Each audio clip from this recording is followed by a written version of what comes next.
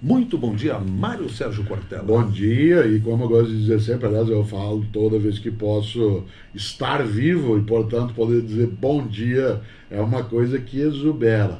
É interessante, quanto mais idade a gente tem, Milton, mais a gente vai gostando, né, de olhar a trajetória que já teve e querer continuá-la. Isto é, não interromper essa trajetória. É o nosso desejo por algo muito complexo, que você sabe, que é o desejo pela imortalidade. Né? Nós somos um ser que perece, como todos os seres vivos, mas a gente não quer fazê-lo, a tal ponto que a gente afasta a ideia de morte com a linguagem. Por exemplo, teu filho de 10 anos de idade, quando tinha, fala assim: pai, quando você morrer, né, quem vai ficar com a tua cadeira? Pai, quando você morrer, a gente diz para a criança assim: filho, não é quando que fala, é se. É se. É se. E é claro que não é se, é quando, porque a vida é um valor muito forte para nós, né? Sem contar que muitas vezes se quer evitar a palavra morte. Pois é. Ele que já se foi, Ele que passou. Desta para melhor. Desta para melhor. A ideia, né, do falecido. Nós usamos alguns termos, a gente gosta assim de utilizar, né, uma linguagem que amenize um pouco, né, o nosso impacto. A gente nem sempre, né, gosta de estar no fim do caminho, a gente gosta de estar no meio, do né, caminho. do caminho. Agora, por que mesmo sendo isto muito mais forte na sociedade e nas pessoas, há aqueles que abrem mão da vida, se suicidando? Você sabe que a questão do suicídio ela foi muito estudada no século XIX por um dos grandes teóricos da sociologia no mundo, chamado Émile Durkheim. Émile Durkheim, um francês, tem um livro chamado O Suicídio. É a primeira vez que a filosofia, a sociologia, as ciências humanas se debruça sobre essa questão sem um olhar exclusivamente de natureza médica, em que ele tentava, o Durkheim, entender o que levava as pessoas a tirarem a própria vida, dado que a vida é um valor muito forte. E ele chega a uma conclusão que agora, quase 100 anos depois, a ciência começa a olhar de novo do mesmo modo, isto é, a morte de alguém por decisão própria, ela é multifatorial, ela não tem uma razão específica.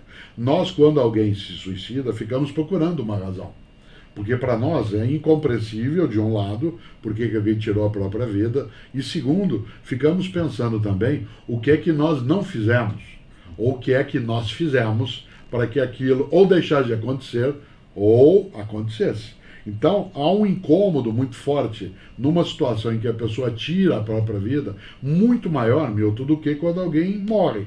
Uma pessoa que morra, ou num acidente, né, ou por causas de uma doença, ou algum evento que não seja decisão própria, é menos impactante para nós do que alguém que decide fazê-lo.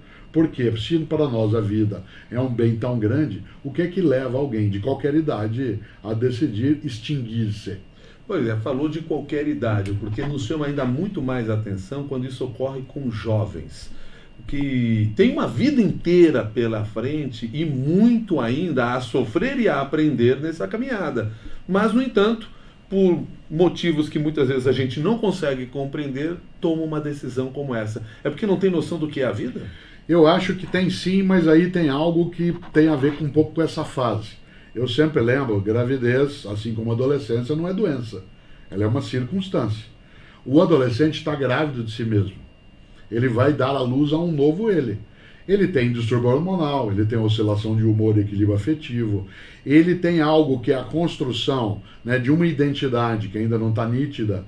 Não é que ele é tendente ao suicídio, mas ele é mais vulnerável a tomar como definitivo aquilo que na vida é provisório. Quando a tua avó dizia no Rio Grande do Sul e a minha dizia no Paraná: filho, não há mal que sempre dure, nem bem que nunca se acabe, ela estava nos ensinando que não há nada que seja absolutamente definitivo na existência, exceto a morte. Um adolescente, ele é mais suscetível, é mais sensível à ideia de que o que está acontecendo agora vai ser sempre assim e não vai deixar de ser. A espinha no rosto, a ruptura de um amor, a perda, né, de uma qualidade de vida, o tipo de pressão e crueldade que a pessoa sofre.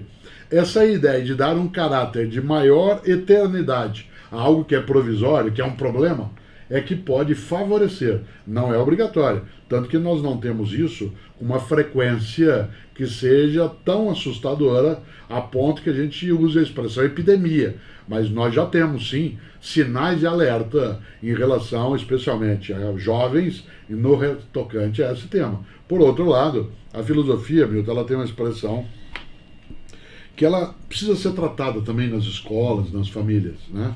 Porque o suicídio, diz a filosofia, ele é uma solução definitiva para uma questão provisória. É uma solução definitiva para uma questão provisória. Para quem está vivendo a dor, o sofrimento, a perturbação, a turbulência, aquilo parece que não vai passar nunca. Para uma pessoa que não vive aquilo, aquilo é passageiro.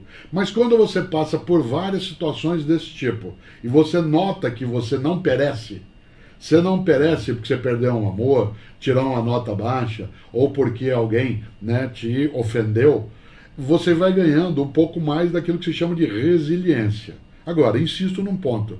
A situação é multifatorial. De qualquer maneira, é sempre espantoso para nós que um valor tão estupendo como a vida, alguém decida cessá-la por vontade própria. Porque talvez não se compreenda esse verdadeiro valor que é ter a vida, porque se dá valor para outras coisas, se quer ser proprietário de outras coisas, do outro inclusive, já que estamos falando aqui também de um amor perdido, e aí você não dá valor para o que realmente é importante, que é a vida. Que é uma possibilidade. Essa é uma possibilidade, mas isso exige um pouco mais de maturidade de qualquer idade que as pessoas tenham para entender. Talvez a razão seja essa. Muitas vezes a pessoa que decide, né, suicidar-se, ela o faz porque ela não consegue enxergar além daquilo que ela está vivendo. Alguns dizem isso é uma falta, né, de reflexão. Outros diriam isso é egoísmo. Mas não dá para a gente saber. Eu só tenho uma clareza. Quando alguém se suicida, eu sou incapaz de fazer um julgamento. Não sei julgar e não quero julgar. A pessoa teve sua razão. Essa razão que ela teve talvez seja insondável. Mas eu não quero que só por isso que a gente não tenha possibilidade de dialogar, de prevenir, de discutir, porque é um evento, ele não é inevitável. Mas ele é algo que a gente pode trazer como imponderável. E o grande desafio, já que nós falamos aqui de jovens que se suicidam, imagino o grande desafio é dos pais, de como identificar estes sinais, estar atento a estes sinais, já que é possível de remediar. Claro, prestar atenção na conduta, no afeto, no modo de estranhamento, no alheamento. A adolescência, insisto, ela não é uma doença, ela é uma fase. Mas ela é tribulada, ela é vulcânica, ela é quase um furacão de existência em que tudo está circulando. Por isso, não é para o pai e a mãe se renderem àquilo como se fosse algo que eles têm que ficar reféns, mas para ficar atento. Conselho antigo, na hora de atravessar a estrada de ferro: pare, olhe, escute, mas não descuide. Muito obrigado, Mário Sérgio Cortella. Até mais. Abraço.